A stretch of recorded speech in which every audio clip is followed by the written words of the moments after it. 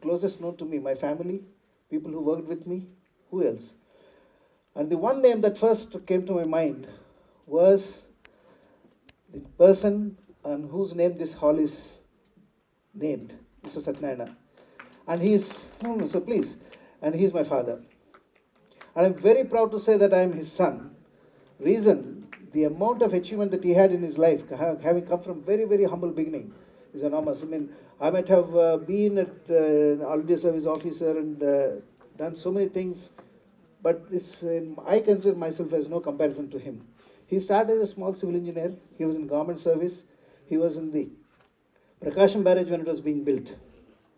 Happy, contented man, married with a son by the time I was born.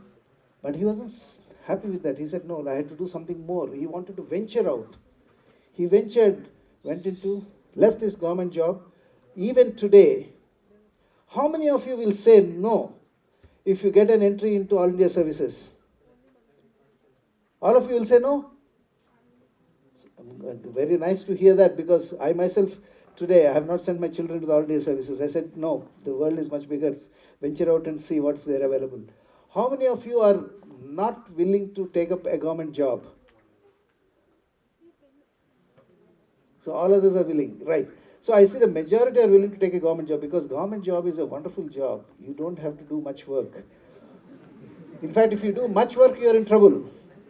So you stay put where you are, maintain status quo, and you are happy. Right? But he left that comfort zone he left in those days, because his father was himself in government service, but he left that. He knew he didn't want to do that and went into private service, went into contracts. Lost heavily in that, because he didn't know how to manage government officers.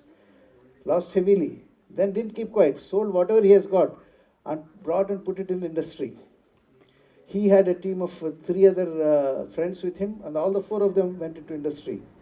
And there they ventured into various industries. I'm not saying all the industries that they put up were success.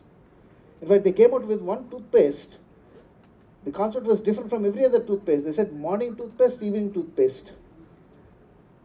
But it failed miserably. Reason, not the concept. They didn't take proper care about the raw material that was going in. They just presumed that the raw material is good and went ahead producing it. But the raw material was not of the right quality. Reason, they trusted one person who worked in Colgate and came and joined them as the CEO and said, okay, he knows everything. But then they lost there.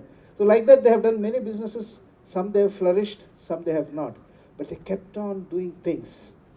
And then came a time when the group split and he went into his own businesses. And there was a wonderful opportunity from Coke. Coke said, we'll come buy out your company, give it. So he gave it away. And then he started searching further. So from an engineer, he became an industrialist. And from an industrialist, then he said, no. He has all his money, he took it and put it in the stock market. And he is known today as one of those very sober market players.